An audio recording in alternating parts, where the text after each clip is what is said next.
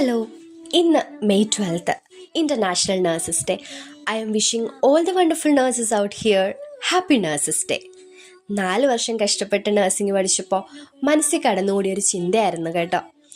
ഒരു ജോലി ആയി കഴിയുമ്പോൾ എല്ലാം ഓക്കെ ആവുമെന്ന്.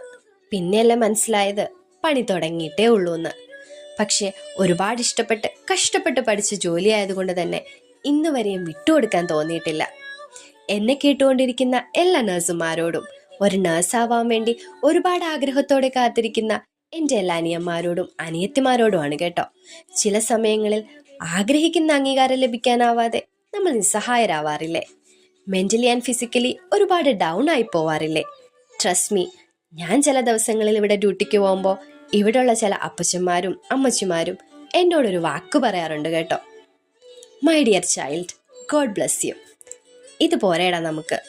നാളെ നമ്മൾ എവിടെയെങ്കിലും ഒന്ന് വീണു പോയാലോ, ഏതെങ്കിലും ഒരു രോഗം നമ്മളെ തേടിയെത്തിയാലോ, നമുക്ക് നമ്മുടെ കുടുംബത്തിനും താങ്ങായി ഡെഫിനറ്റായിട്ടും ദൈവം ആരെങ്കിലുമൊക്കെ അയക്കും. So keep going. അപ്പം ഞാൻ ഡ്യൂട്ടിക്ക് പോയിട്ട് വരാട്ടോ.